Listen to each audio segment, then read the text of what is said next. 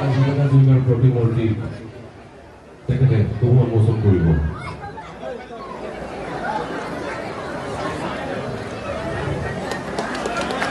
এয়া আমাৰ মূলধাৰাৰ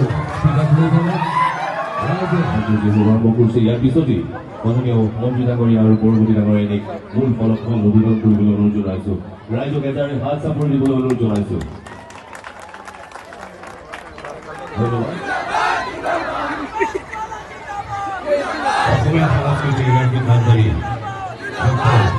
ভূপেন হাজৰিকাদেৱৰ জন্মশতাব্দীক সংগতি ৰাখি আমি ৰাইজসমূহ জনাই দিবলৈ অনুৰোধ জনাইছো। সকলোৱে এটাই হাত চাপৰি এই অনুষ্ঠানত সহযোগিতা কৰিবলৈ অনুৰোধ জনাইছো।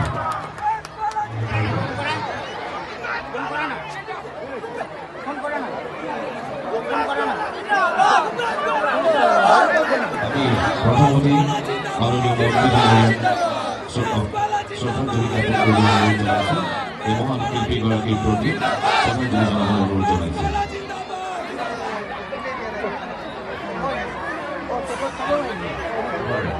আন এগৰাকী প্ৰাক্তন সভানেত্ৰী তৃষ্ণা চেতিয়া ডাঙৰীয়া বিচাৰিছো। আমাৰ 1 নম্বৰ ৱাৰ্ডৰ ৱাৰ্ড কমিশ্যনাৰ লক্ষীনাথ মহাজন। ডুমডুমাৰ বাবে অতি স্মৰণীয় দিন বুলি ক'ব লাগিব। এই দিনটো সদায় ডুমডুমাবাসী ৰাইজে মনত থব।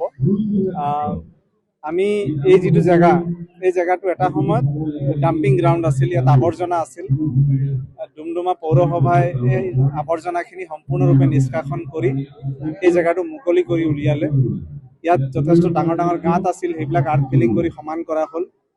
আৰু পৰৱৰ্তী সময়ত দহুৱাই এই পাৰ্কখন বনোৱাৰ কাৰণে আমাক এটা পুঁজি দিলে আৰু লগতে পৌৰসভাৰো নিজৰ পুঁজি মিলাই প্ৰায় 3 কোটি টকা ব্যয় সাপেক্ষে এই পাৰ্কখন নিৰ্মাণ কৰি ওলোৱা হৈছে।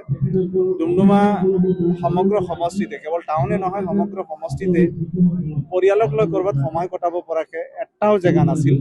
আজি ডুমডুমাবাসী ৰাইজে এটা জেগা পাইছে য'ত এণ্টাৰটেইনমেণ্ট বা ফিজিকেল এক্সাৰচাইজ বা ল'ৰা ছোৱালীক লৈ পেলাই অলপ সময় কটাব পৰাকৈ এটা আমি খুব সুন্দৰ জেগা আজি ডুমডুমাবাসী ৰাইজক দিব পাৰিছোঁ।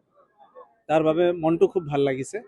আৰু এনেকুৱা ধৰণৰ জেগা এটা বা এনেকুৱা ধৰণৰ অনুষ্ঠান এটাৰ ডুমডুমাবাসী ৰাইজে খুব অভাৱ অনুভৱ কৰি আহিছিল আৰু আজি সেই অভাৱটো পূৰণ হৈছে বুলি মই ভাবোঁ। আৰু এই পাৰ্কখন যিহেতু আমাৰ সুধাকণ্ঠ ডক্টৰ ভূপেন হাজৰিকা ডাঙৰীয়াৰ জন্ম শতবাৰ্ষিকী আমি পালন কৰি আছোঁ আৰু আজি এই পাৰ্কখনত তেখেতৰো এখন প্ৰতিমূৰ্তি স্থাপন কৰা হৈছে।